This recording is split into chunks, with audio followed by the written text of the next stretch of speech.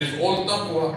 So you all, everywhere, kalamakum, you all, your all word. So actually everywhere, we give, same merit to all 14 Masumeen. So the question is, why we did not choose the topic, why we do not name our topic that the Muhammadi lifestyle or 14 Masumeen lifestyle?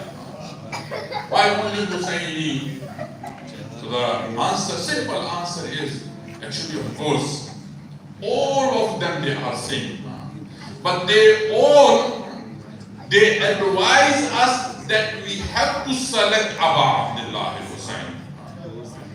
Of course, Rasulullah level is maybe higher than the, and of course it is higher than the Aba Abdullah Hussein. But Rasulullah, he himself said that you have to go to the Aba Abdullah. You have to go to Hussein. And there are so many narrations. But it is my habit. I always try my level best to bring, some unknown or some, non-famous riwayat. So our children, they can understand, especially in my English portion. I always try my level best to bring the new riwayat. Those are not known for the children. Anyway, so the riwayat that I would like to quote over here. This is from Ma'ani al-Akhbar, a very famous and very authentic book. And most of the riwayat over there, they are reported from our eighth Imam, Imam Ali ibn Musa al-Rida alayhi salatu wasalam.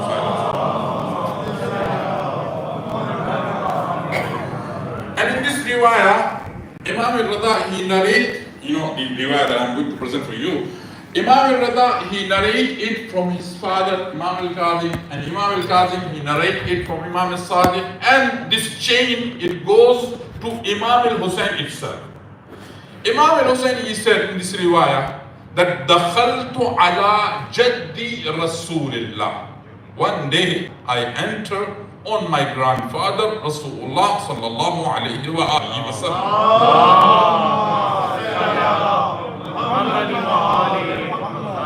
And he said that I found that Ubay ibn Ka'ab, he was one of the companions of Rasulullah, but however, he was not the righteous one. He was one of the munafiq, and you may have seen his grave in Raqqa next to the haram of Ammar Yasir and Uwais al-Qarni over there. Ubay ibn Ka'ab, we don't usually go over there.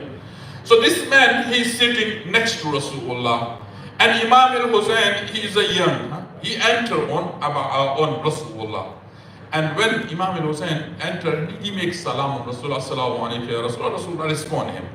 And then Rasulullah said, Marhaban bika ya Aba Abdullah ya Zayn as-samawati wal ard.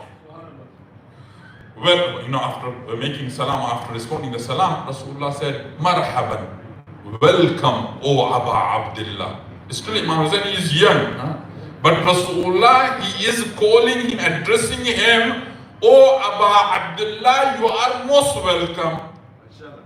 When we say Aba Abdullah, what is the meaning of Aba Abdullah? Aba Abdullah, actually, it is a kunniya. In Arab, when you are grown up and you are elderly person, so they do not call you with your name. They always call you with kunniya. For example, if you got a son, but his name is, for example, Muhammad, so they will call you Abu Muhammad, Abu Hassan. Imam al-Hussein is 5, 6 or 5 years old only.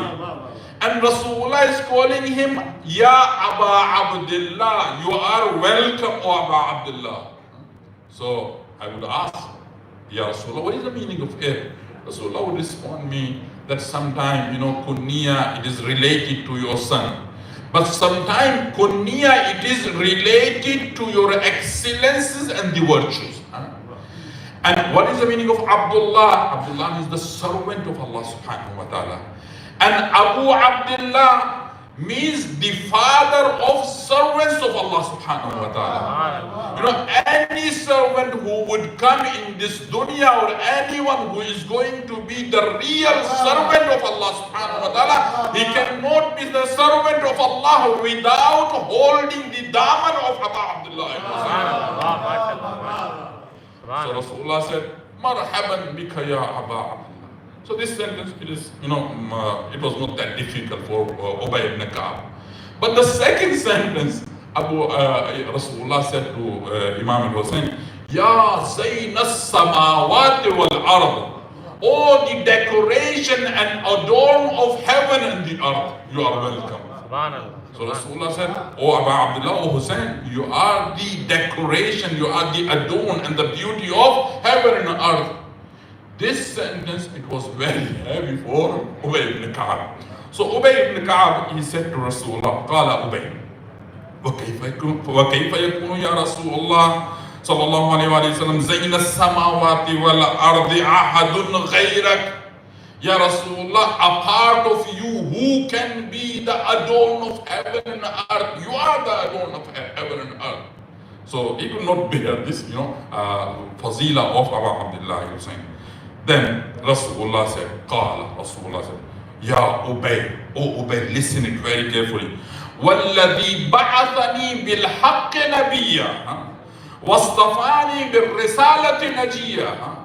Oh Ubay, listen, I swear by Allah subhanahu wa ta'ala, who had advented me on prophethood, or who made me the Rasul.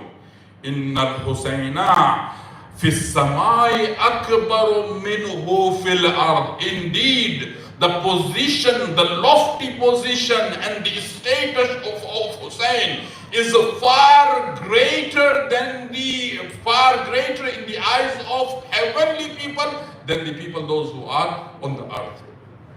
So this is from Rasulullah. And then he said, وَإِنَّهُ مَكْتُوبًا. This hadith we always recite and we always listen. I'm giving you the source of it. Rasulullah said, and also the second thing, وَإِنَّهُ لَمَكْتُوبٌ عَلَى يَمِينِ الْأَرْشِ. When I went to Arsh for Mi'raj, when I went for ascension, so over there I have seen that it is written on the right side of pillar of the Arsh of Allah subhanahu wa ta'ala, and what it is, إِنَّ الْحُسَيْنِ مِصْبَاحُ الْهُدَى. Indeed, Hussein is the beacon of guidance and ark of salvation. So it is written where it is? On the arsh of Allah subhanahu wa ta'ala. And then Rasulullah said, إِنَّهُ لَمَكْتُوبٌ عَلَى يَمِينَ عَرْشِ اللَّهِ إِنَّ الْحُسَيْنَ مِصْبَاحُ الْهُدَى وَسَفِينَةُ النِّجَاةِ. And then Rasulullah said, إِنَّ الْحُسَيْنَ إِمَامُ خَيْرٍ. It is written on the arsh of Allah subhanahu wa ta'ala that Hussein is Imam Khairin. He is the Imam, leader of every good deed. وَيُمْنٍ, an Imam of every ihsan. وَإِمَامُ عِزٍّ. Hussein is the leader and the Imam of the Izzah. What Rasulullah wanted to say? Rasulullah wanted to say that if you want to achieve Izzat in this dunya, you need to revert to Abu Abdullah. Without Hussein, whatever you do, you will not receive Izzah. You want to receive Izzah? You have to go to the source of the Izzah. Hussein is the source of Izzah. Imam Izzin wa Fakhrin wa Bahr Ilmin wa Dhukhrin, and so on. The ayah is, mashallah. So why we have chosen this topic? That Husseini lifestyle, because Rasulullah, he himself revert us to the Abu Abdullah Hussein. And not only Rasulullah, all our Imams. When we look at the Imam Amir al-Mu'mineen, how many times? Once upon a time, a person, Abdullah ibn Amir, he was a Jewish guy, and his daughter, she got some problem. She was paralyzed. And because he was a wealthy person, rich man, so he went everywhere and to see the doctor and all the treatment. When he got tired from the treatment, then someone told to the Abdullah ibn Amir that he should revert to Rasulullah. Rasulullah, he may give you something, which is called a spiritual remedy. So this man, he come to Rasulullah. Rasulullah reward him to Amir al-Mu'mineen. And Amir al-Mu'mineen reward him to Hussein ibn Ali. Now how he give? So Imam, when he comes to Abu Abdullah Hussein, he said, can you bring some water? I will put my hand into it and then give it to your daughter. She will, wash herself. And the moment she put that water on her body her paralyzation was removed and she was cured by the barakah of Aba Abdullah. Recite Allah salawat ala Muhammad.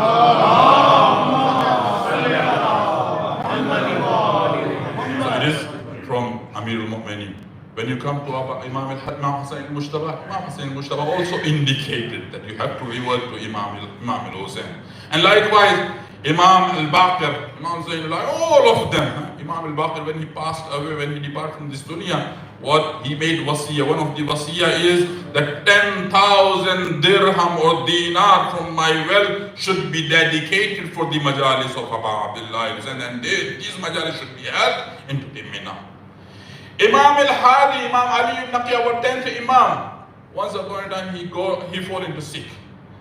So he asked the Ravi, can you please come to me and go to Karbala in my behalf? He's an Imam. He could make dua himself. But why he is asking this Ravi to go to Karbala and make dua for Imam al-Hadi under the Qubba tomb of Aba Abdullah al-Hussain? It's like, they are reverting us to Imam al-Hussain. So not only Rasulullah, all our A'immah. Even when we look at the Aba Abdullah al-Hussain, especially if you look at the Mafatih al-Janan, in Mafatih, Imam al-Hussain is a very special, Allah I'm telling you. Even if you look at the chapter of Ziyarah, Ziyarah chapter, Rasulullah Ziyarat, there are only 2 or 3, maximum 3 Ziyarat. Not more than 3. If you look at the ziyarat of Amir al-Mu'mineen, ziyarat mutlaqa, ziyarat Aminullah, 3-4 ziyarat maximum. Imam Hassan al-Mujtaba and the other A'immah ziyarat, very few ziyarat.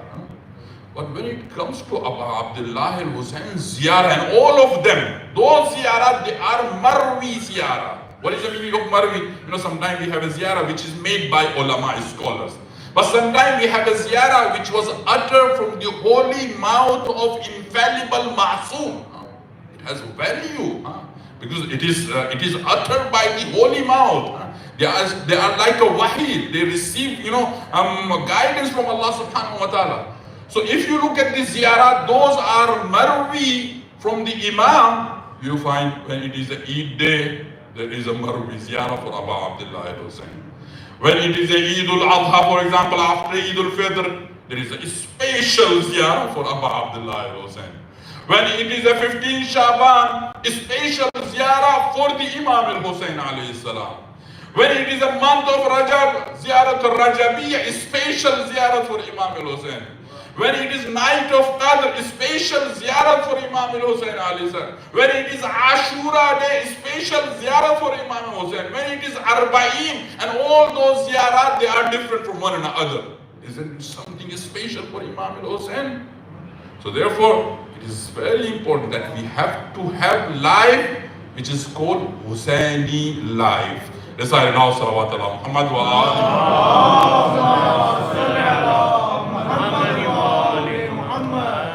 اس حوالے سے کل میں آپ کی خدمت میں آیت کریمہ گزارش کر رہا تھا. پروردگار سورہ ابراہیم کے اندر اس زندگی کے حوالے سے ارشاد فرماتا ہے کہ زندگی جو ہے وہ 2 طرح کی ہے. ایک حیات طیبہ اور ایک حیات خبیثہ. کلمۃ طیبہ کشجرۃ طیبہ. پروردگار نے پاکیزہ زندگی کو پاکیزہ درخت سے تعبیر کیا ہے اور پھر اس پاکیزہ درخت کے صفات بتائے. مطلب یہ کہ پاکیزہ زندگی کے صفات بتائے کہ اگر آپ کے پاس پاکیزہ زندگی ہے, اور کون سی پاکیزہ زندگی کہ جو حسین والی زندگی ہے, حسین والی زندگی. پہلی اصل اس کی کیا صفات ہیں؟ یہ 4 صفات پروردگار نے گنائے کہ اصلها ثابت, کہ اس درخت کی جو ہے اصل ہے, بنیادیں ہیں, وہ جڑیں مضبوط جڑیں ہیں. میں نے عرض کیا کہ اس سے مراد جو ہے وہ ایمان ہے, کہ ایمان جو ہے جس کے پاس پاکیزہ زندگی ہوتی ہے, جس کے پاس حسینی زندگی ہوتی ہے, اس کا ایمان جو ہے وہ مضبوط ایمان ہوتا ہے, وہاں تزلزل نہیں ہوتا ہے. جس طرح سے آقا ابا عبداللہ الحسین تھے, ساری دنیا ایک طرف, تنہا حسین ایک طرف, وہاں قدموں کے اندر لغزش نہیں آئی ہے. کہتے کہ جیسے جیسے عاشورہ نزدیک ہوتا جاتا تھا, عصر عاشور, امام کا چہرہ کھلتا چلا جاتا تھا. امام جو ہے اپنے آپ میں مزید قوت محسوس کرتے تھے. اور صرف یہی نہیں بلکہ میں نے مقتل کے اندر پڑھا ہے کہ جب اصحاب مقتل کے اندر جاتے تھے جنگ کرنے کے لیے تو وہ کہتے تھے کہ دیکھو اگر جسم کے اندر قوت محسوس، اگر جسم کے اندر ضعف محسوس ہو، ناتوانی محسوس ہو، تو حسین کو دیکھ لینا تمہیں انرجی مل جائے گی. جیسے کہتے ہیں اصلها ثابت. پھر دوسرے وَفَرْعُهَا فِي السَّمَاءِ، یہ درخت جو ہے پاکیزہ درخت، پاکیزہ انسان ہوتا ہے جس کے آسمان کے اندر جو ہے اس کی برانچز ہوتی ہیں.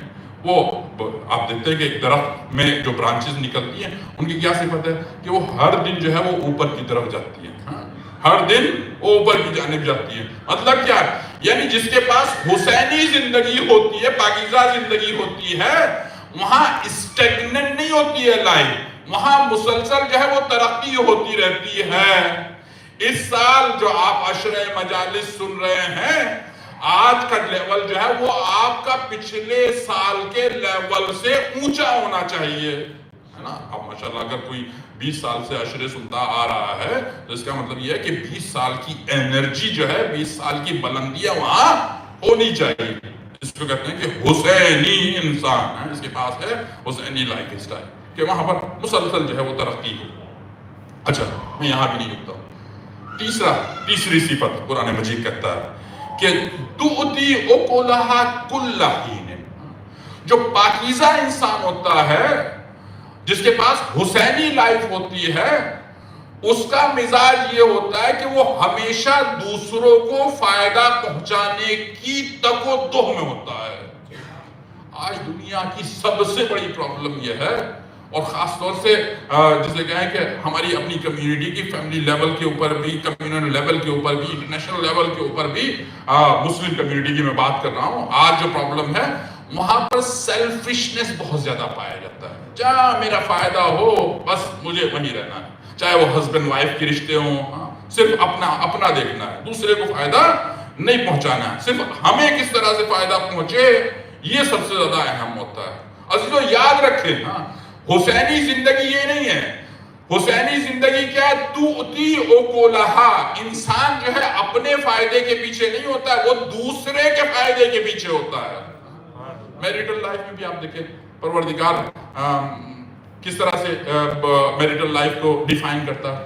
اللہ کہتا ہے کہ وَمِنْ آيَاتِهِ أَنْ خَلَقَ لَكُم مِّنْ أَنفُسِكُمْ أَزْوَاجًا لِتَسْكُنُوا إِلَيْهَا وَجَعَلَ بَيْنَكُمْ مَوَدَّةً وَرَحْمَةً.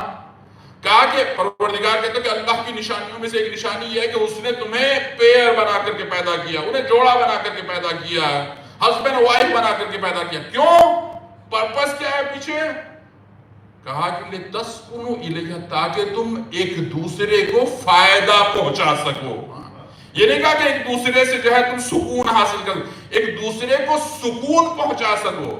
مطلب کیا؟ ہسبینڈ کی ذمہ داری یہ ہے کہ وہ بیوی کو سکون پہنچائے، بیوی کی ذمہ داری یہ ہے کہ وہ ہسبینڈ کو سکون پہنچائے.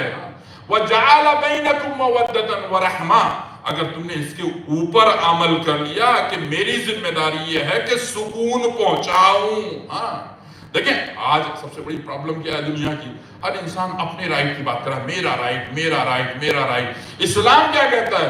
اسلام یہ کہتا ہے کہ اگر تم دوسروں کے حقوق کو ادا کرنا شروع کر دو تو پھر تمہیں اپنے حق کی پرواہ نہیں ہوگی، تمہارا حق خود بخود تم تک پہنچ جائے گا. آج سب سے بڑی مشکل ہماری یہی ہے کہ ہم جو ہے اپنے رائٹ کی بات کرتے ہیں، دوسروں کی رائٹ کی بات نہیں کرتا ہے. دین ہم سے کہتا ہے، اور آج مشکل دیکھیں کہ جو قرآن نے ہمیں معیار دیے ان کو ہم نے چھوڑ دیا. قرآن نے ہمیں معیار دیا ہسبینڈ و وائف کے لیے کہ دین کے انسان کے اندر جو ہے وہ تدین ہونا. جب ہم شادی کرنے چلتے ہیں تو ہوتا کیا؟ جب ہم شادی کرنے جاتے ہیں ہم سے بھی لوگ کہتے ہیں کہ مولانا اگر ہماری لڑکی کی کوئی رشتہ تلاش کرتے ہیں، ہمارے بیٹے ہمارے پاس بیٹی ہے کوئی لڑکا تلاش، کبھی کبھی پوچھ لیتے ہیں کہ بھائی کیسا رشتہ چاہیے آپ کو. کمیونٹی میں ادھر ادھر گھومتے رہتے ہیں تو پوچھتے ہیں کہ بھائی کیسا رشتہ. مولانا کنڈیشن یہ ہے کہ لڑکا جو ہے پڑھا لکھا، بہت اچھی بات ہے پڑھا لکھا ہونا چاہیے. مولانا کنڈیشن یہ ہے کہ خاندانی ہو، یہ بھی اچھی بات ہے، خاندانی ہونی چاہیے، انہیں کوئی برائی نہیں ہے، خاندانی تلاش کرنا چاہیے. اچھا اور کیا کنڈیشن؟ بس یہی کنڈیشن ہے ہمارا لڑکا تھوڑا سا ایڈوانس ہے، اسے پردے وردے کا معاملہ نہیں ہے. اسے پردہ وردہ نہیں چاہیے. یہ کبھی کبھی اس کے برعکس بھی ہوتا ہے, یعنی لڑکی کی طرف بھی یہ ہے کہ بھائی ہماری لڑکی جو ہے. تو معاملے کیا ہے, یعنی ہم نے جو معیار اللہ نے ہمیں دیا ہے, ہم نے وہ معیار جو ہے وہ کنارے کر دیا اور ہم نے اپنے خود معیار بنا لیے کہ ہمارا معیار جو ہے صرف مادیت رہ گئی ہے. عام طور سے یہ پوچھا جاتا ہے کہ بھائی اچھا لڑکا کیا کرتا ہے, لڑکی کی جاب کتنی ہے, کتنا پیکیج ہے, لڑکے کے باپ کیا کرتا ہے, لڑکی کا باپ کیا کرتا ہے, کتنا بڑا بزنس ہے, سب کچھ ہم نے جو ہے وہ مال کے اوپر لا کر کے بیس کر دیا ہے. لیکن دین کیا کہتا ہے؟ چھٹے امام سے کسی نے پوچھا کہ مولا میں رشتہ تلاش کر رہا ہوں, اب مجھے بتائیں کہ معیار کیا ہونا چاہیے. مولا کہتے ہیں کہ معیار جو ہے وہ دین ہونا چاہیے, چاہے لڑکا ہو یا لڑکی ہو. اور سب سے بڑا یہ کرائیٹیریا مولا فرماتے ہیں کہ من تزوج, بہت توجہ سے میرے جوان سنیں, من تزوج امرأتن لمالها و جمالها. یہ دو کرائیٹیریا بہت زیادہ ہیں. کہا کہ اگر کوئی آدمی کسی عورت سے, کسی لڑکی سے اس لیے شادی کرتا ہے کہ چونکہ وہ بہت زیادہ خوبصورت ہے, ایک کرائیٹیریا, وَلِمَالِهَا, چونکہ اس کے پاس بہت زیادہ مال ہے, اس کا باپ جو ہے بہت بڑا بزنس مین ہے, اس لیے شادی کرتا ہے. مولا فرماتے ہیں کہ من تزوج امرأة لمالها وجمالها وکل اللہ علیہ, اللہ اس کو اس کے حال پہ چھوڑ دیتا ہے, پھر اللہ اپنا ہاتھ اس سے اٹھا لیتا ہے.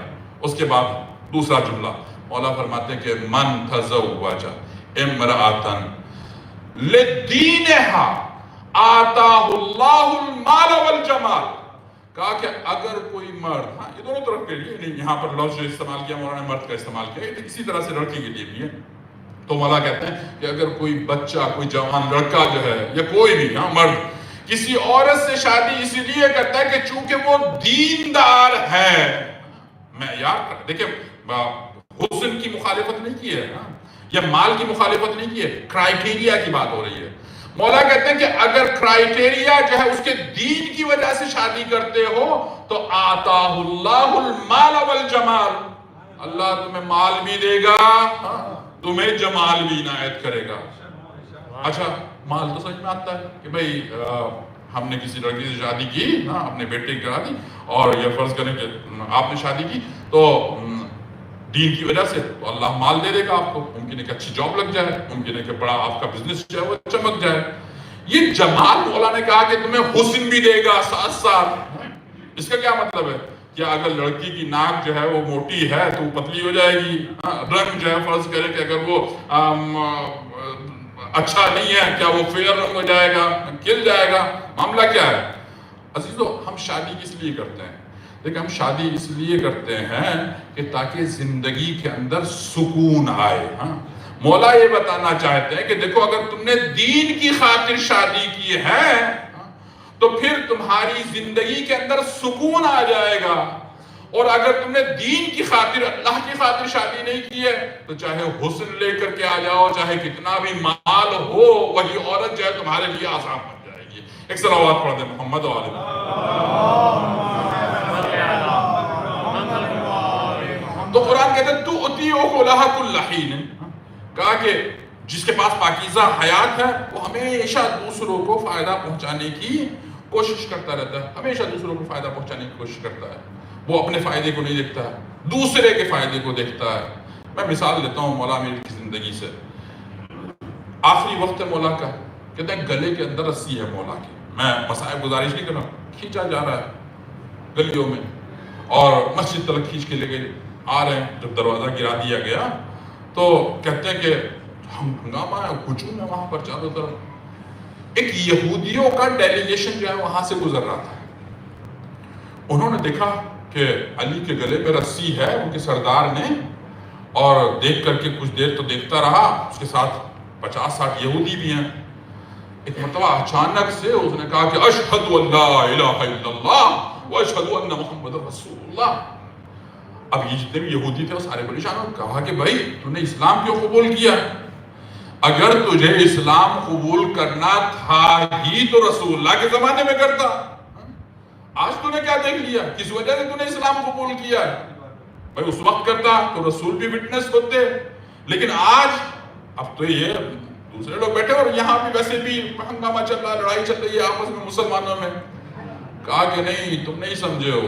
کہا کہ وجہ یہ ہے کہ میں نے جب علی کے گلے میں رسی دیکھی تو یہ بات میرے سمجھ میں آ گئی کہ چونکہ میں نے علی کو خیبر کے موقع پر دیکھا تھا کہ اس کے ہاتھوں کے اوپر در خیبر جو ہے وہ بلند تھا، اور پورا مسلمانوں کا مجمع ادھر سے ادھر جو ہے یہ ٹرانسفر کر رہے تھے. کہا اتنا طاقتور انسان کہ ایسے انسان کے پاس یہ اپنی طاقت نہیں ہے، بلکہ خود امیر المومنین نے کہا کہ قلعت باب خیبر بقوت ربانیہ، میں نے باب خیبر کو اللہ کی دی ہوئی طاقت سے اکھاڑا ہے.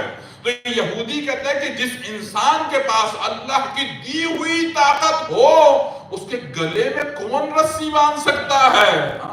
اگر گلے میں رسی بندی ہے تو اس کے پیچھے کوئی نہ کوئی مصلحت ضرور ہے. ادھر سے علی نے آواز دے ہوئی دی ہوگی، کہا کہ مصلحت یہی ہے کہ تاکہ تو مجھے دیکھ کر کے اسلام قبول کرے. مجھے یہ برداشت ہے کہ میرے گلے میں رسی ہو، مگر میری پوری کوشش یہ ہے کہ کس طرح سے دوسرے کو فائدہ پہنچے. تو پاکیزہ حیات کیا ہے؟ تؤتی اکلہا کل حین، ہمیشہ جو ہے پاکیزہ زندگی والا انسان جو ہے دوسرے کو فائدہ پہنچانے کی کوشش کرتا رہتا ہے. نعرہ حیدری بر محمد و آل محمد صلوات، صلی علی محمد و آل محمد. اس کے بعد کہا یعنی یہ پہلی صفت کہ اصلها ثابت وفرعها فی السماء، یعنی آسمان میں اس کی شاخیں ہوتی ہیں. دوسری صفت، تیسری صفت تؤتی اکلہا، یہ درخت جو ہے ہمیشہ دوسروں کو فائدہ پہنچاتا رہتا ہے، اسے کوئی نقصان پہنچائے اس چیز کو پرواہ نہیں ہوتی ہے. بِإِذْنِ رَبِّهَا، یہ جو فائدہ پہنچاتا ہے دوسروں کو یہ اس لیے نہیں پہنچاتا کہ تاکہ اس کا نام جو ہے وہ بڑا ہو کہ صاحب ہاں یہ بڑی شخصیت ہے، بڑا جنرس آدمی ہے. اس کے پیچھے اس کا ہدف یہ نہیں ہوتا کہ اس کی جنرسٹی کے جو ہے وہ ڈنکے بجائے جائیں، بلکہ یہ چیریٹی کرتا ہے کس لیے؟ دوسروں کی مدد کرتا ہے کس لیے؟ بِإِذْنِ رَبِّهَا، اپنے رب کو خوش کرنے کے لیے، اپنے رب کا اذن حاصل کرنے کے لیے. یعنی وہاں اخلاص پایا جاتا ہے، عمل کے اندر انسان مخلص ہو جاتا ہے. یہ پاکیزہ زندگی کے جو ہے اللہ نے کچھ صفات بتائے ہیں. اور آپ دیکھیں یہ ہدایت جو ہے ایک ایسی شے ہے، خاص طور سے ہدایت ایک ایسی شے کہ اہل بیت نے اس کے اوپر بہت ایمفیسائز کیا. معاملہ اہل بیت کے لیے کہیں تک بھی پہنچ جائے، مگر اہل بیت کی ایک صفت یہ تھی کہ وہ ہمیشہ دوسروں کو ہدایت کرنے کی کوشش کرتے رہتے تھے، دوسروں کو جو ہے وہ ہدایت پہنچاتے تھے. روایت میں ہے خود مولا امام حسین کے حوالے سے کہ جب آخری وقت تھا مولا کا، بس یہ آخری روایت میں گزارش کروں پھر مسائل کی طرف میں آتا ہوں. مولا کا لاشا جو ہے تیروں کے اوپر معلق ہے. کہتے ہیں کہ 3 ساعت 4 ساعت جو ہے مولا کا لاشا معلق رہا، اور تقریباً 9 افراد کو عمر بن سعد نے بھیجا، لالچ دیا کہ جا کر کے کون ہے کہ جو حسین کا سر لے کر کے آئے.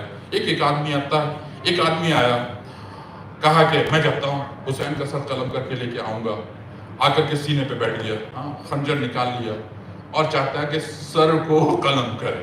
جیسے اس نے خنجر یہاں رکھا مولا کے، مولا نے آنکھیں کھول دی. کہا کہ کون؟ اس نے نام بتایا. کہا کیوں آیا؟ کہا کہ سر قلم کرنے کے لیے آیا. کہا کہ ذرا سینہ کھول کے دکھا. اس نے اپنا سینہ کھولا. مولا نے کہا کہ تو میرا قاتل نہیں ہے، تو اپنے ہاتھوں کو میرے خون میں کیوں رنگین کرتا ہے؟ کیوں اپنی آخرت خراب کر رہا ہے؟ تو یہاں سے چلا جائے، تو میرا قاتل نہیں، میرا قاتل کوئی اور ہے. میرے جد رسول نے کسی اور کا نام دیا ہے. تو اگر چاہے گا بھی مجھے قتل کرنا نہیں کر سکتا ہے، لیکن اگر تو نے کوشش کی تو قاتلوں میں تیرا نام لکھا جائے گا اور تیری آخرت خراب ہو جائے گی. تو اپنی جنت کیوں تباہ کر رہا ہے؟ یہ شوق ہو گیا ایک دم. کہا کہ میں تو خنجر لے کے آیا ہوں، آپ کی گردن پہ خنجر رکھ دیا ہے اور آپ کہہ رہے ہیں کہ میری جنت خراب ہو جائے گی. آپ کو میری آخرت کی فکر ہے؟ آپ میری جنت کی فکر، آپ میری جنت کے لیے فکر مند ہیں؟ کون ہے آپ؟ تو میں تو رونے لگا. کہا کہ مولا حل توبہ. اللہ اکبر. حسین کربلا کی سرزمین کے اوپر اللہ کی توبہ والی رحمت کا مظہر بنے ہوئے ہیں. جیسا اللہ تواب الرحیم ہے، اسی طرح سے آج حسین کربلا کی سرزمین کے اوپر اللہ کی توابیت کے مظہر بنے ہوئے ہیں. یہ شخص کہتا ہے کہ مولا کیا میری توبہ قبول ہے؟ کہا کہ ہاں میں تجھے معاف کروں گا. کہا کہ وہی خنجر جس سے مولا کا سر قلم کرنے کے لیے آیا تھا. کہتا ہے مولا میں جہاد کرنا چاہتا ہوں. امام نے اجازت دی. کہتے ہیں کہ جنگ کی اس نے گرا زمین پہ سلام کی پیش کیا. مولا نے کہا کہ اپنی اسی مقام سے کہا مولا نے کہا کہ میں حسین تجھ سے وعدہ کرتا ہوں روز قیامت میرے نانا تجھے بہترین اجر عنایت کریں گے. یہ حسین صرف ہدایت کی پرواہ ہے. عزیزو آج کا دن مخصوص ہے جناب حر سے. حر کون ہے؟ میں نے عرض کیا نا کہ حسین ایک ایسا مکتب ہے, حسین ایک ایسا پاتھ ہے کہ آپ کو نمازوں کے ذریعے سے, عبادتوں کے ذریعے سے, اچھے اخلاق کے ذریعے سے ایک وقت لگتا ہے نکلنے کے لیے برائیوں سے, لیکن تنہا حسین ایک ایسا سسٹم ہے کہ جو انسان کو لمحے میں گمراہی کی دلدل سے باہر نکال لیتا ہے. حر گمراہی کی دلدل میں جو ہے وہ ڈراؤن ہونے والا تھا, ڈوبنے والا تھا. آیا حر, آنے کے بعد حسین کا راستہ روکتا ہے. ایک مرتبہ آ کر کے کہتا ہے کہ فرزند رسول, ظہر کا وقت تھا, کہا کہ فرزند رسول پیاسے ہیں. امام نے آواز دی کہ اشرب الخیر تشریبا, عاشق کو آواز دی عباس انہیں پانی پلاؤ, یہ ہمارے مہمان ہیں. یہ حسین دوسروں کو فائدہ پہنچا رہے ہیں, پرواہ نہیں ہے کہ یہ کون ہے, یہ دشمن ہے, یہ ہمارے لیے کیا نقصان کے اسباب فراہم کرنے والا ہے. کہتے ہیں کہ پانی پلایا جانے لگے. عزیز آپ تصور کریں کہ حسین کیسا رحیم ہے, اپنے دشمنوں کے ساتھ بھی. کہتے ہیں کہ سب پانی پلا رہے ہیں. مولا سے کہا کہ جناب عباس سے کہا حسین نے کہ دیکھو عباس, ان کے جانور بھی پیاسے ہیں, اور جانور کا ایک مزاج ہے کہ جب تلک 3 مرتبہ وہ پانی سے منہ نہ ہٹا لے تب تلک اس کی پیاس نہیں بجھتی ہے. عباس ان چیزوں کا خیال رکھنا. 4000 کا لشکر لے کر کے آیا تھا حر. یہ کتنے ہیں؟ یہ سب کے سب ملا کر کے 72 ہیں. آپ دیکھیں والنٹیئرز کتنے, سب ملا کر کے صرف 72. 4000 کو یہ پانی پلا رہے ہیں. کہتے ہیں جناب عباس پانی پلا رہے ہیں, علی اکبر پانی پلا رہے ہیں, محمد پانی پلا رہے ہیں, حبیب ابن مظاہر پانی پلا رہے ہیں, سب کے سب. حتیٰ کائنات کا شہنشاہ, کائنات کا سردار حسین ابن علی مشکیزہ لیے ہوئے حر کے لشکر کے ایک ایک سپاہی کو پانی پلا رہے ہیں. یہاں پر ایک شخص ہے جس کا نام ہے علی ابن طعن محاربی. علی ابن طعن محاربی خود نقل کرتا, کہتا کہ میں حر کے لشکر میں تھا اور اس دن گرمی اتنی زیادہ تھی, شدت کی شدید گرمی تھی. کہتا کہ میں اپنے گھوڑے کے اوپر, اپنے ناقے کے اوپر جو ہے وہ سوار تھا. میرا حلق جو ہے وہ سوکھ چکا تھا, لب خشک ہو چکے تھے, اور جسم میں جو ہے وہ نقاہت پیدا ہو گئی تھی. کہتے کہ حسین جو ہے میری طرف آہستہ آہستہ مشکیزہ لے کر کے بڑھے اور مجھ سے کہا کہ ارخر الجمل, کہا کہ نیچے اترو, اونٹ سے نیچے اترو. نہیں سمجھ میں آیا. امام نے کہا کہ اچھا تم حجازی نہیں ہو. کہا ارخر رابیہ, گھوڑے سے جو ہے وہ اپنے ناقے سے نیچے اترو. کہتا میں نیچے اترا. جب میں نیچے اترا میں نے اپنے ہاتھوں سے پانی پینے کے لیے چلو بنائی. کہتے جب میں نے چلو بنائی تو چونکہ پیاس کی نقاہت سے, گرمی کی شدت سے میرا پورا جسم جو ہے وہ کانپ رہا تھا, وہ لرز رہا تھا, اور میں جو ہاتھ کی چلو بنا رہا تھا تو مولا اس کے اوپر پانی ڈالتے تھے تو پانی جو ہے وہ زمین پہ گر جاتا تھا. کہتے جب مولا نے میری ناتوانی کو محسوس کیا, حسین ابن علی نے مشکیزے کو ایک اپنے بغل میں دبایا, اس کے دہانے کو پکڑا اور دوسرے ہاتھ سے چلو بنائی, اور ایک مرتبہ میرے لبوں پہ رکھا اور اپنے ہاتھوں سے حسین نے اس طرح سے پانی پلایا جیسے ایک ماں چھوٹے سے بچے کو پانی پلایا.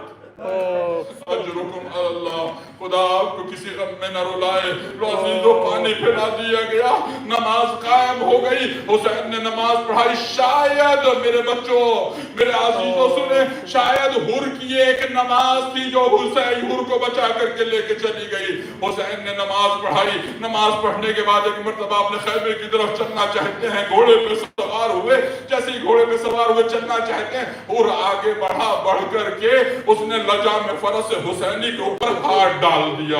جیسے لجام فرس حسینی پہ ہاتھ ڈالا، آقا حسین نے حر کی آنکھوں میں دیکھا اور ایک جملہ کہا، ثقلت کا امک یا حر، اے حر تیری ماں تیرے ماتم میں بیٹھے۔ بھائی اتنا سنا، ایک مرتبہ حر نے آقا حسین سے کہا کہ اے آقا اگر آپ کی ماں بطول نہ ہوتی، عرب کا کوئی بھی انسان ہوتا، میں اس کی ماں کا نام لیتا، مگر ہائے آپ کی ماں کا نام بغیر وضو کے میں نہیں۔ اجرکم اللہ، یہ احترام حضرت فاطمہ زہرا تھا کہ جو حر نے انجام دیا، حسین نے محسوس کر لیا، حر کا جسم کانپنے لگا، ایک مرتبہ چلا گیا وہاں سے، حسین واپس پلٹ کر کے آئے، کہتے ہیں کہ دن گزرتے جاتے ہیں، حر اپنے خیمے میں مضطرب ہے، جب شب عاشور آ جاتی ہے، شب عاشور میں ایک مرتبہ مہاجر بن عوف کہتا ہے کہ میں نے دیکھا کہ حر جو ہے وہ پریشان ہے، حر کا جسم جو ہے وہ لرز رہا ہے، میں نے حر سے کہا کہ کیا حسین کے بنو ہاشم کے لشکر کو دیکھ کر کے تیرے دل کے اندر خوف پیدا ہو گیا؟ کہتے ہیں مہاجر بن عوف کہتا ہے کہ میں نے جو حر نے مجھے جھڑک دیا، حر نے مجھے ڈانٹ دیا، کہتے ہیں کہ حر ایک مرتبہ وہاں سے اٹھے اور چلے کہاں عمر بن سعد کے خیمے میں، آ کر کے کہتے ہیں کہ کیا کل جنگ حتمی ہے؟ تو ایک مرتبہ عمر بن سعد کہتا ہے کہ ہاں کل جنگ جو ہے وہ حتمی ہے، کل قربانی کا دن ہے، کل ہم حسین کو جو ہے وہ قتل کر دیں گے۔ ایک مرتبہ حر وہاں سے پلٹے، کہتے ہیں کہ ایک راوی وہاں سے گزر رہا تھا اپنے ناقے کو لے کر کے، اپنے گھوڑے کو لے کر کے، حر نے پوچھا کہ یہ گھوڑا کہاں لے کر کے جا رہے ہو؟ کہا کہ دیکھا نہیں سارا دن کتنی زیادہ گرمی تھی، میرا گھوڑا جو ہے وہ پیاسا ہے، پانی پلانے کے لیے لے کر کے جاتا ہوں۔ حر کا کلیجہ پھٹ گیا، ایک مرتبہ آواز دی، ارے سب کے لیے یہ پانی بہ رہا، جانور پانی پیے مگر فرزند رسول پیاسا۔ اجرکم اللہ، خیمے میں آئے، خیمے میں ٹہلنے لگے، غلام آگے بڑھا، غلام پانی لے کر کے حاضر ہوا، حر نے پانی کو دیکھا، کوزے کو زمین کے اوپر پٹخ دیا، جیسے کوزے کو زمین پر پٹخا، حر کا غلام دوڑا ہوا حر کے بھائی کے پاس آیا، ارے آج تمہارے بھائی کی کیفیت مختلف ہے۔ حر کا بھائی آیا، آنے کے بعد کہا کہ حر کیا کیفیت ہے؟ حر نے بھائی کا ہاتھ پکڑا، خیام حسینی کے پشت میں لے کر کے آئے اور کہا کہ اے بھائی یہ آوازیں سن رہے ہو؟ بھائی نے غور سے آوازیں سنی، کہا کہ ہاں العطش کی آوازیں آ رہی ہیں، یہ تو حسین کے بچوں کی آوازیں ہیں۔ اللہ اکبر، عزیزو حسین کے بچے شب عاشور پوری رات پیاس کی شدت سے سو نہ سکے، صرف العطش کی آوازیں بلند کر رہے تھے۔ ایک مرتبہ حر کا بھائی سمجھ گیا، کہا کیا ارادہ ہے؟ کہا حر کہتا ہے کہ بھیا میں اپنے آپ کو جنت اور جہنم کے درمیان پا رہا ہوں، میں نہیں چاہتا کہ میں جہنم کی طرف جاؤں۔ ایک مرتبہ بھائی نے بھی کہا بھیا مجھے بھی جنت کی طرف جانا ہے۔ بیٹا یہ سب منظر دیکھ رہا تھا، آنکھوں ہی آنکھوں میں گفتگو ہوئی، بیٹے نے اشارہ کیا کہ بابا مجھے بھی آپ کے ساتھ جنت کی طرف جانا ہے۔ لو عزیزو صبح عاشور، صبح سے پہلے، آج صبح کے نزدیک حر چھوٹا سا قافلہ تیار کر کے ایک مرتبہ حسین کے خیموں کی طرف بڑھتے ہیں۔ جیسے ہی نزدیک ہوئے، ایک مرتبہ بیٹے کو بلایا، آواز دی، اے میرے لال آ کر کے میرے ہاتھوں کو باندھ دے۔ بابا ہاتھ کیوں باندھ دوں؟ کہا کہ ان ہاتھوں نے خطا کی ہے، لجام فرس حسینی پہ ہاتھ ڈالا ہے، یہ گنہگار ہے، انہیں ہاتھوں کو باندھ دے۔ کہا کہ اے میرے لال میری آنکھوں پہ پٹی باندھ دے۔ کہا کہ بابا آنکھوں پہ پٹی کیوں باندھوں؟ کہا کہ یہ آنکھیں بھی گنہگار ہیں، اس دن میں نے حسین کی آنکھوں میں آنکھیں ڈال کر کے دیکھا تھا، میں حسین کی خدمت میں مجرم بن کے جانا چاہتا ہوں۔ لو عزیزو بیٹے نے آنکھوں پہ پٹی باندھ دی، جیسی آنکھوں پہ پٹی بندھی، ادھر حسین نے عباس کو بلایا، اے عباس، علی اکبر، اونو محمد آگے بڑھو، ارے ہمارا مہمان آ رہا ہے استقبال کے لیے جاؤ۔ ادھر سے بنو ہاشم چلے، عباس آگے بڑھے، جیسی حر نے گھوڑے کی ٹاپوں کی آوازیں سنی، اپنے لال سے کہا کہ بیٹا یہ کون آ رہا ہے؟ یہ گھوڑوں کی ٹاپوں کی آوازیں کیسی ہے؟ کہا کہ سامنے سے عباس تشریف لا رہے ہیں۔ کہا کہ بیٹا جلدی سے کہہ دو عباس کہ ہم جنگ کرنے کے لیے نہیں آ رہے، ہم معافی مانگنے کے لیے آ رہے ہیں۔ ادھر بیٹے نے کہا اے مولا عباس میرے بابا کا پیغام یہ ہے۔ عباس نے پلٹ کر کے کہا کہ اپنے باپ سے کہہ دو ہم بھی جنگ کے لیے نہیں استقبال کے لیے آ رہے ہیں۔ اجرکم علی اللہ. تو عزیز و حور کے بیٹے نے حسین کی خدمت میں حور کو لے جا کر کے پیش کر دیا.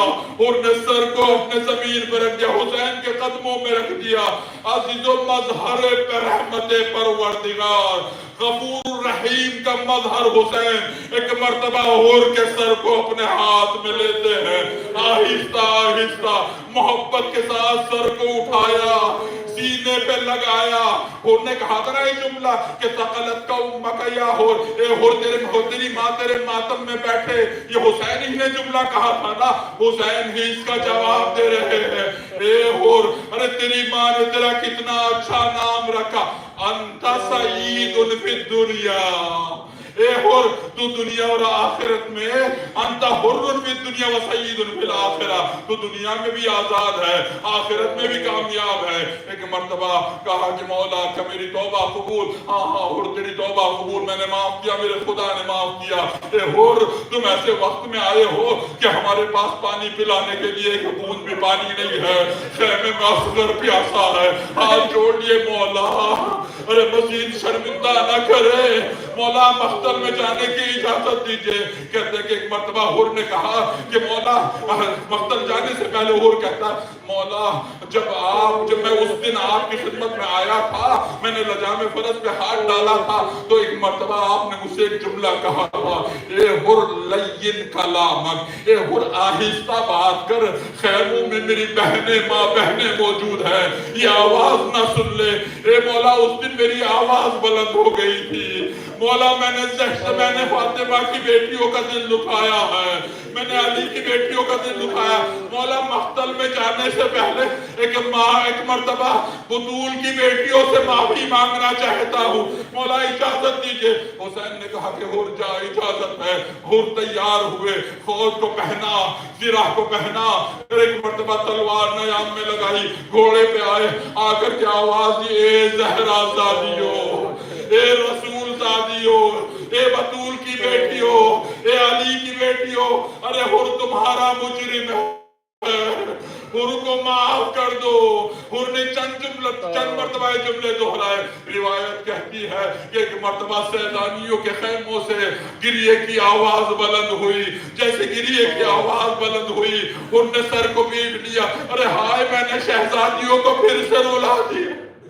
اجرکم علی اللہ. زہرا کی بیٹیوں نے آواز دی, زینب کبریٰ نے, کہ حور ہم نے معاف کیا, میں تجھ سے وعدہ کرتی ہوں روز قیامت اپنی ماں سے کہوں گی کہ حور نے معافی مانگ لی تھی, حور نے ہماری مدد کی تھی. اجرکم علی اللہ. حور دوڑ کر کے حسین کے پاس آئے اور آ کر کے حسین سے کہتے ہیں, اے فرزند رسول, ارے میں اپنے بیٹے کو اپنے سامنے میدان جہاد میں بھیجنے کی رضا چاہتا ہوں. حسین نے کہا, اصحاب نے کہا کہ اے حور اپنے بیٹے کو, جوان بیٹے کو اپنی آنکھوں کے سامنے.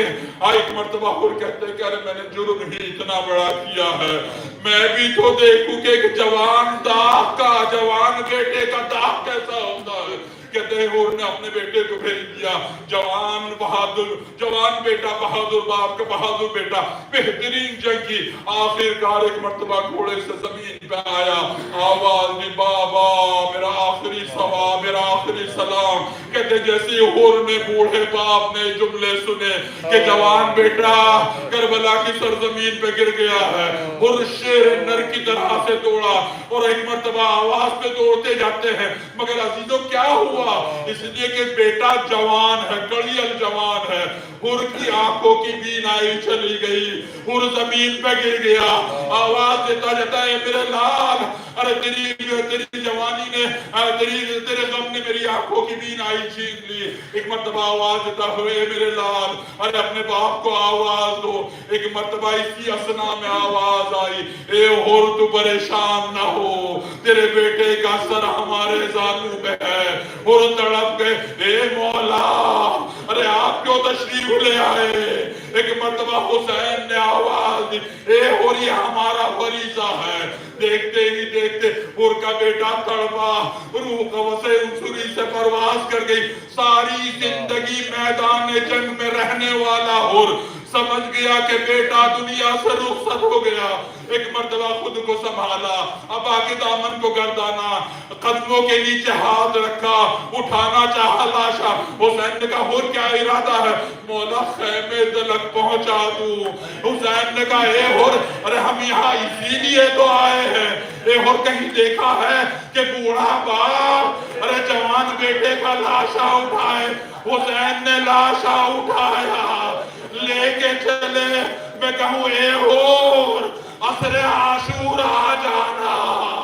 اے مولا آپ تو کہتے تھے بوڑھا باپ جوان کا لاشا نہیں اٹھاتا. حسین آواز دے رہے بنو اسد کے بچوں آؤ, بوڑھے باپ سے جوان کا لاشا. وسیعلم الذین ظلموا أي منقلب ينقلبون إنا لله وإنا إليه راجعون. ماتم حسین.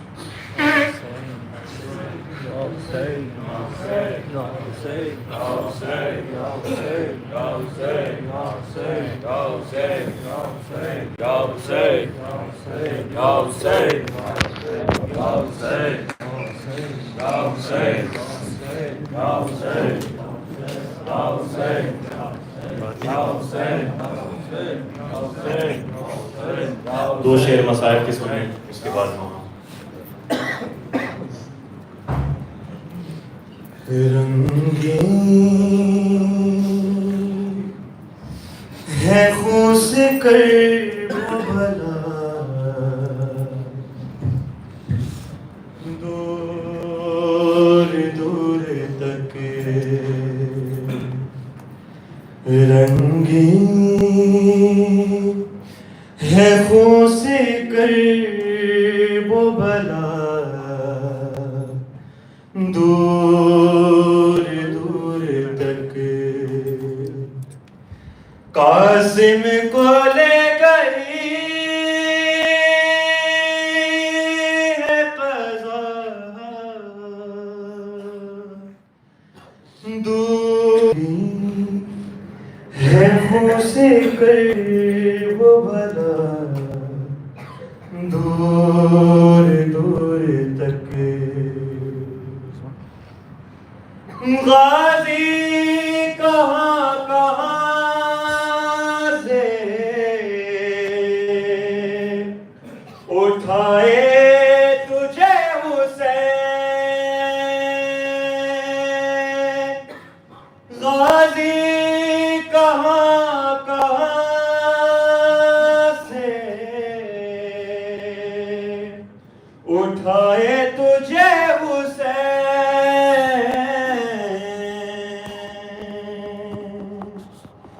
بکھرا ہوا ہے لاشا تیرا, دور دور تک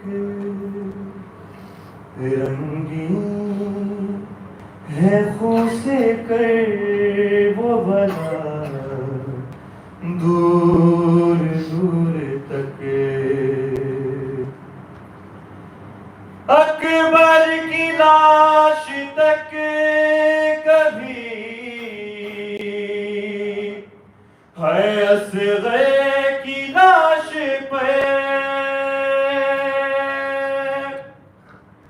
اکبر کی لاش تک کبھی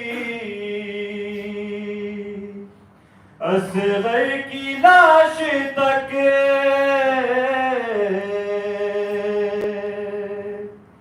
شبیر قانیوں پہ چلا, دور دور تک رنگیں ہے خون سے کرب بلا, دور دور تک چلتا تھا شمر بالوں سے تھامے سر حسین, چلتا تھا شمر بالوں سے تھامے سر حسین, چلتا چلتا تھا شمر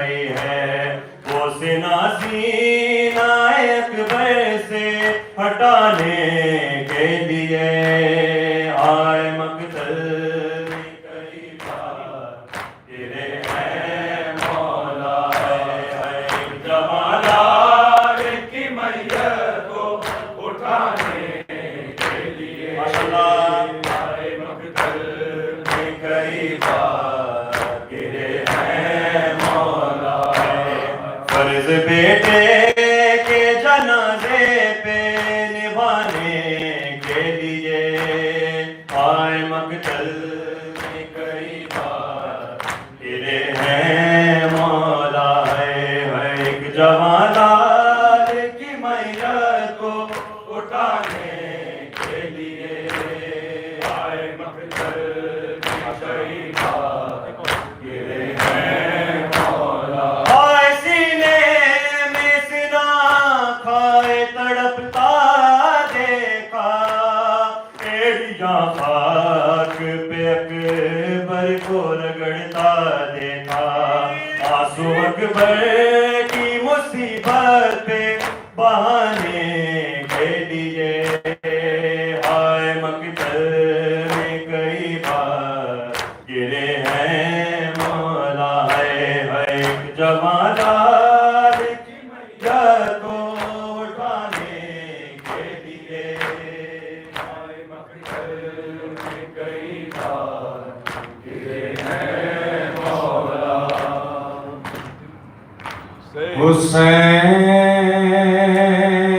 حسین جاتا ہے مرنے کو اے میری زینب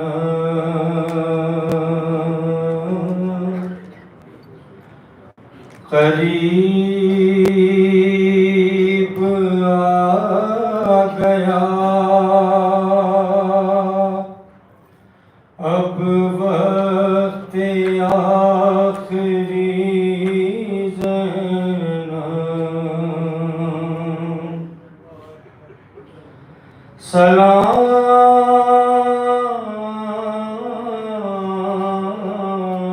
سلام تم پہ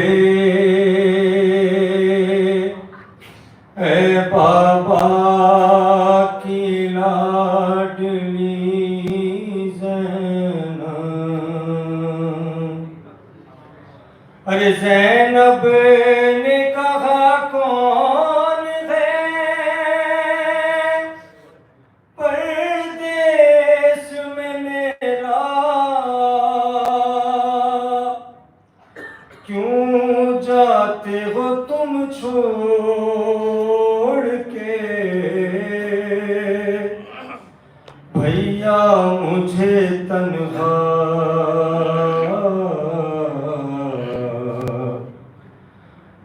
زینب کو ہر ایک موڑ پہ تڑ پائے گی دنیا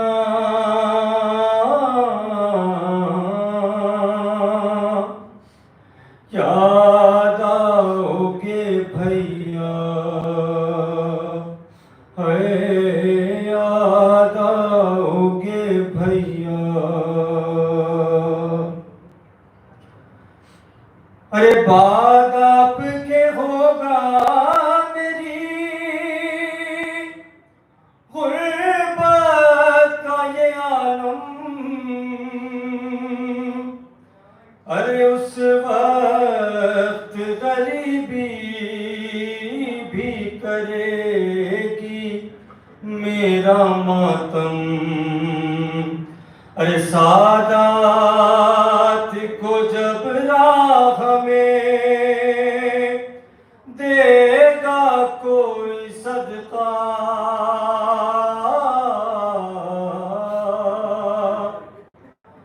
یاد آؤ گے بھیا یاد آؤ دیکھے گی یہ بہنا یاد آؤ گے بھیا یاد آؤ گے بھیا کو ہر ایک موڑ پہ تڑپائے گی دنیا یاد آؤ گے بھیا یاد آؤ گے بھیا دیدار بھی ہو جائے گا بیٹی کے بہانے کیا شام کے زندان میں آؤ گے سلانے ہوئے گی نہیں جب میری چوری سے سکینہ یاد آؤ گے بھیا یاد آؤ گے بھیا زینب کو ہر ایک موڑ پہ تڑپائے گی دنیا یاد آؤ گے بھیا یاد آؤ گے بھیا کتنا تھا خیال آپ کو پردے کا برادر لے جاتے تھے تم رات کو اماں کی رحد پر اب دیکھے گی زینب کے کھلے سر کو یہ دنیا یاد آؤ گے بھیا یاد آؤ گے بھیا ارے ہوتا تھا تکلم یوں جدا بھائی بہن سے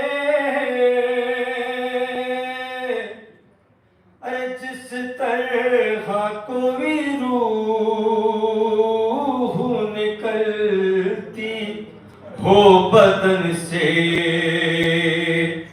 ارے شہر کو چلے کہتی رہی ثانی زہرا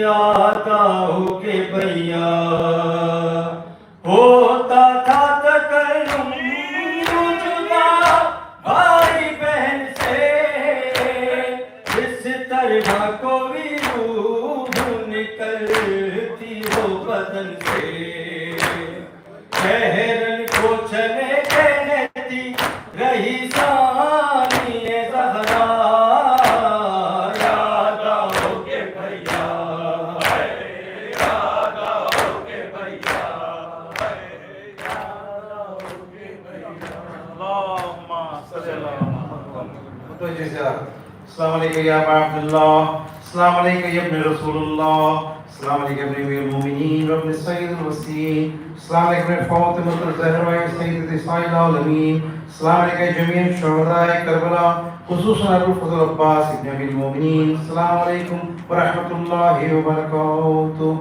السلام علیکم یا مولا یا غریب الغرباء یا معین الضعفاء والفقراء في يوم الجزاء سلطان يا أبو الحسن علي بن موسى رضا راضي ومجيب القضاء السلام عليكم ورحمة الله وبركاته السلام عليكم يا صاحب العصر والزمان ألمان ألمان ألمان من فتنة الزمان السلام عليكم يا شريك القرآن السلام عليكم يا إمام الإنس والجان أجل الله تعالى فرجك وسهل الله تعالى مخرجك وظهورك ورحمة الله وبركاته بسم الله الرحمن الرحيم اللهم صل عليك وسلم الحسن صلواتك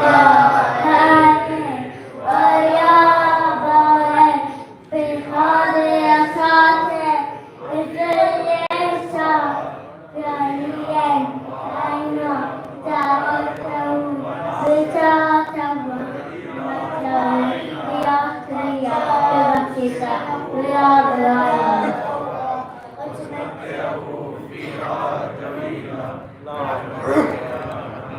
امام باقر سنٹر کی جانب سے میں نقطہ صاحب اور عباس زیدی اور تمام انجمن کا شکریہ ادا کرتا ہوں. امید ہے کہ کل بھی انشاءاللہ یہ تشریف لائیں گے. کل انشاءاللہ بھی گزارش رہے گی فضل بھائی اور زیرہ بھائی سے تشریف لائے تاکہ ان کو بھی یہاں پر بات مبارک انشاءاللہ شرکت حاصل ہو انشاءاللہ.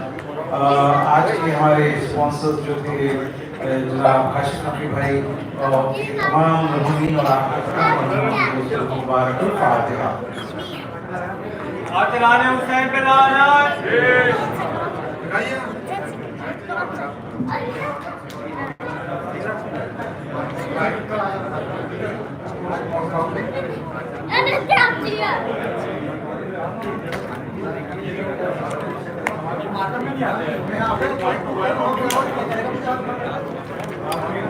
Check